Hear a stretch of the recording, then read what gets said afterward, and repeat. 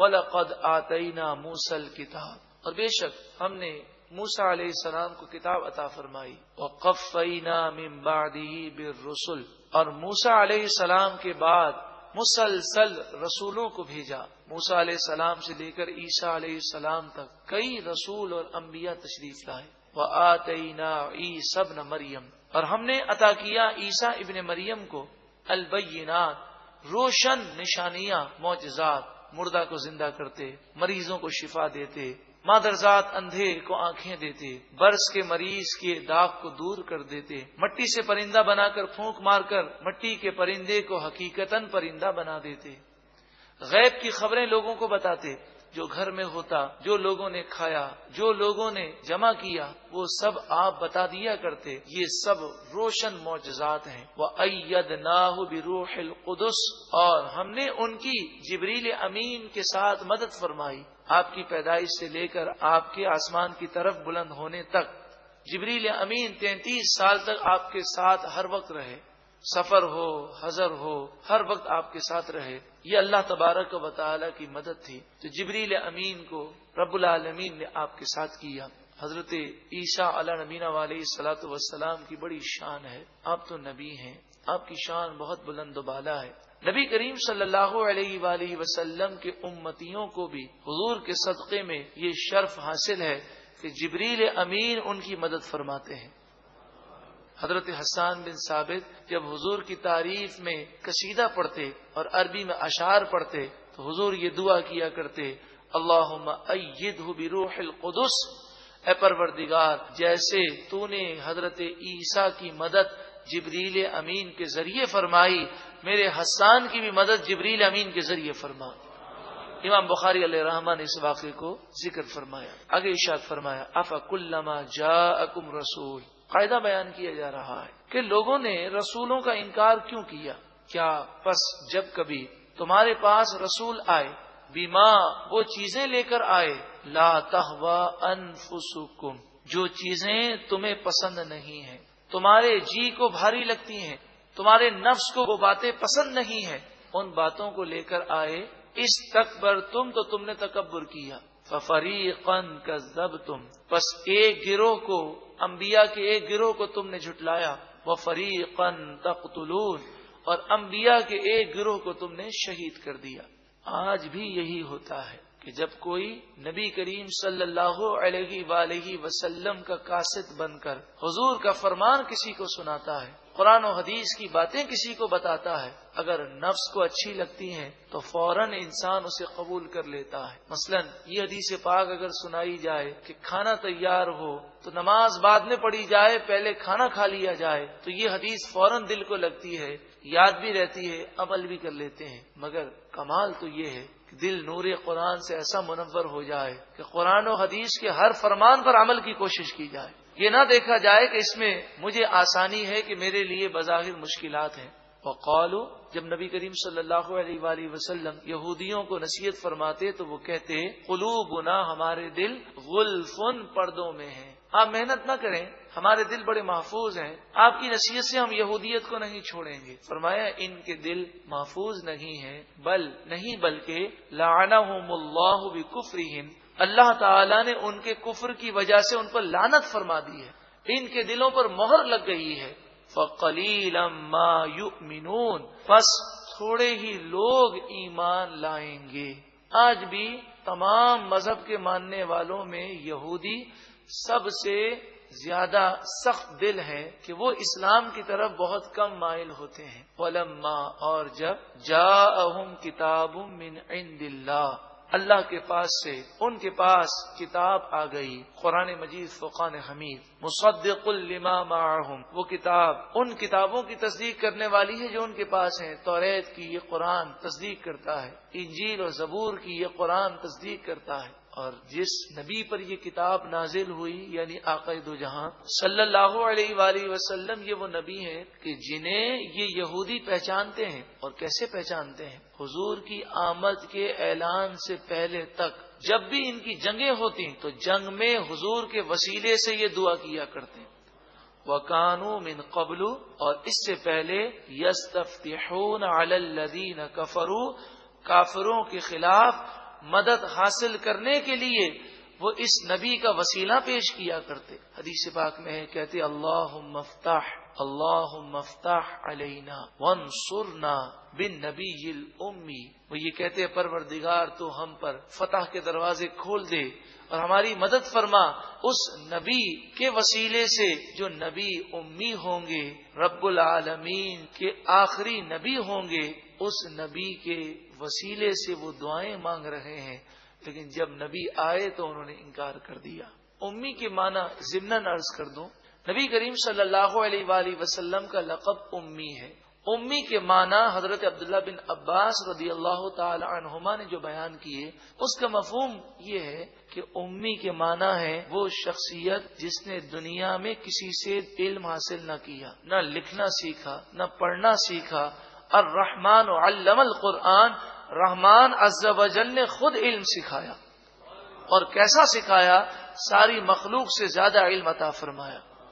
ارشاد فرمایا فلما، پس جب جاءہم، وہ رسول ان کے پاس آ گئے، ما عرفو، جس رسول کو وہ پہچانتے تھے، جن کے وسیلے سے دعائیں مانگ رہے ہیں. جب بھی کوئی یہودی مرتا تو مرنے سے پہلے یہ نصیحت اپنی اولاد کو، یہ وصیت ضرور کرتا کہ نبی آخر الزماں کی جب آمد ہو، کھجور والی بستی یعنی مدینہ منورہ کا وہ ذکر کرتا. اس کا نام یہودیوں میں مشہور تھا کھجور والی بستی. کھجور والی بستی میں نبی آخر الزماں ہجرت کر کے آئیں گے، تمہیں ان پر ایمان لانا ہے اور ان کے دین کی مدد کرنی ہے. وہ اپنی اولادوں کو یہ وصیت کیا کرتے، لیکن جب حضور آئے کفروا بہ، انہوں نے نبی کریم صلی اللہ علیہ وآلہ وسلم کا انکار کر دیا. فلعنت اللہ علی الکافرین، پس کافروں پر اللہ کی لعنت ہے. بئس ما، کتنی بری چیز ہے. بئس ما اشتروا بہ انفسہم ان یکفروا بما انزل اللہ، کتنی بری چیز ہے کہ وہ اللہ کے نازل کردہ کا انکار کرتے ہیں، اور اس انکار کی وجہ سے انہوں نے اپنی جانوں کو تباہ کیا. کتنا برا کام کیا. یہ کیا کیوں؟ صرف بغین، حسد کی وجہ سے، جلن کی وجہ سے. نبی آخر الزماں ان کے قبیلے سے نہیں تھے، یہ بنی اسرائیل تھے، اور حضور حضرت اسماعیل علیہ السلام کی اولاد سے تھے، آپ بنی اسماعیل میں سے تھے. تو حسد میں مبتلا ہو گئے کہ بنی اسماعیل کو یہ فضیلت مل گئی، تو حضور کے بغض میں اور حسد میں آ کر انہوں نے اپنی جانوں کو تباہ کر لیا. یہ حسد کس وجہ سے تھا؟ ان ينزل اللہ من فضلہ علی من یشاء من عبادہ، حسد اس وجہ سے تھا کہ اللہ تعالی اپنا فضل اپنے بندوں میں سے جس پر چاہتا ہے نازل فرماتا ہے. تو اللہ کی نعمت پر وہ جل رہے تھے. حضور کو مقام و مرتبہ کس نے دیا؟ اللہ نے دیا. اور حقیقت یہی ہے، جو حاسد کسی کے مقام و مرتبے یا کسی کی نعمت پر جلتا ہے تو وہ اسی بات پر جلتا ہے کہ اللہ نے اسے یہ مقام کیوں دیا. فباؤوا بغضب علی غضب، پس وہ غضب در غضب کے مستحق ہو گئے. وللکافرین عذاب مہین، اور کافروں کے لیے ذلیل کرنے والا عذاب ہے.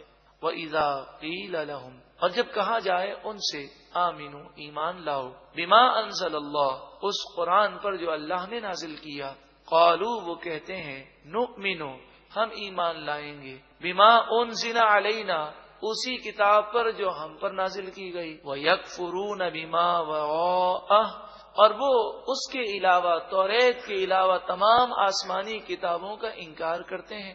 وَهُوَ الْحَقُّ، حالانکہ یہ قرآن حق ہے. مُصَدِّقًا لِمَا مَعَهُمْ، اور ان کے پاس موجود کتاب کی تصدیق کرنے والا ہے، توریت کی یہ تصدیق کرتا ہے.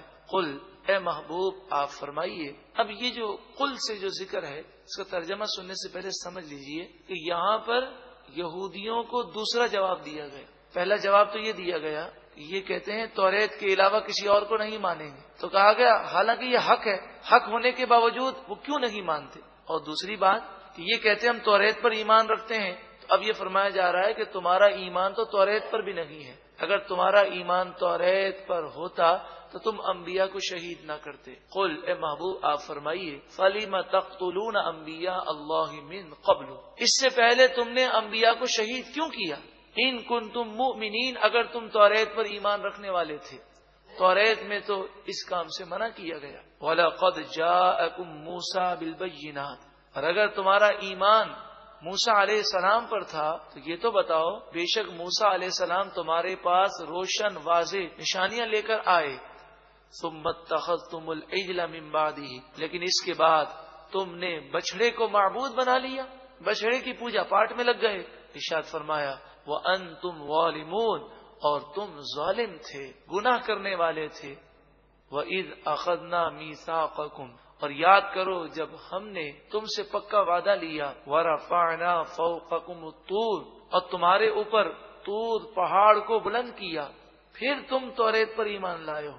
تمہارے آباء و اجداد نے تو توریت کو ماننے سے انکار کیا تھا، پھر کوہ طور پہاڑ کو دیکھ کر ایمان لائے ہو۔ تو تم سے فرمایا گیا خذوا ما آتیناکم بقوہ، جو ہم نے عطا کیا تمہیں اس توریت کو مضبوطی سے تھام لو۔ واسمعوا، اور غور سے سنو۔ قالوا سمعنا، تو وہ بولے ہم نے سنا۔ وعصینا، اور ہم نے نافرمانی کی۔ زبان سے انہوں نے کہا کہ ہم نے اللہ کا کلام سن لیا، اور دل میں یہ خیال کیا کہ ہم عمل نہیں کریں گے۔ یہ فرمایا جا رہا ہے کہ تمہارا ایمان بھی ایسا ہی ہے، اور تمہارے وہ آباء و اجداد جو حقیقی طور پر مومن نہ تھے ان کا بھی ایمان ایسا ہی ہے۔ ایسا کیوں ہوا؟ وَأُشْرِبُوا فِي قُلُوبِهِمُ الْعِجْلَ بِكُفْرِهِمْ، کفر کے سبب بچھڑے کی محبت ان کے دل میں سرایت کر گئی، اور وہ جو انہوں نے شرک کیا تھا اس سے توبہ تو کر لی، لیکن اس کا اثر ان کے دل میں باقی رہا، اور ان کی روحانیت ختم ہو گئی تھی۔ وہ اگر سچے دل سے توبہ کرتے تو روحانیت مل جاتی۔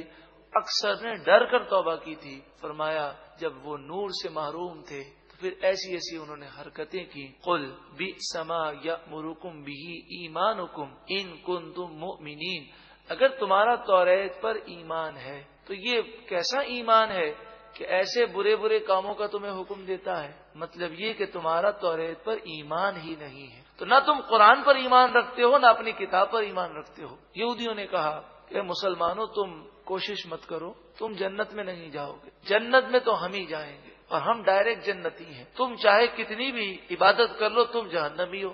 جو یہودی ہے چاہے کتنا بھی گناہ کرے وہ جنتی ہے اور ڈائریکٹ جنتی ہے۔ جب یہ بات کہی گئی، قل، ارشاد فرمائے محبوب آپ فرمائیے، ان کانت لکم الدار الآخرۃ عند اللہ خالصۃ من دون الناس، تمام لوگوں کے علاوہ صرف تمہارے لیے ہی آخرت کا گھر خالص ہے، اور تم ہی جنتی ہو اگر، اور ڈائریکٹ جنتی ہو، تو پھر دنیا کی مصیبتیں کیوں جھیل رہے ہو؟ جاؤ جنت کے مزے کرو۔ فتمنوا الموت، بس تم موت کی تمنا کرو۔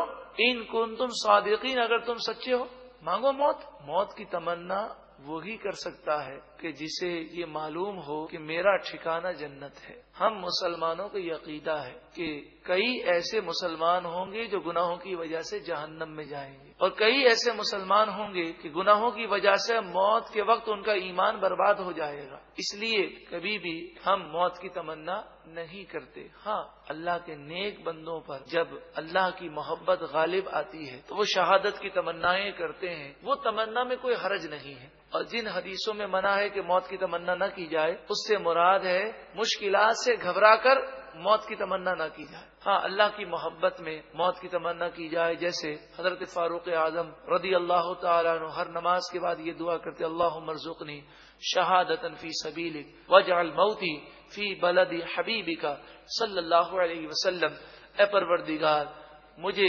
شہادت کی موت تیرے راستے میں عطا فرما، اور تیرے حبیب صلی اللہ علیہ وآلہ وسلم کے شہر میں مرنا نصیب فرما۔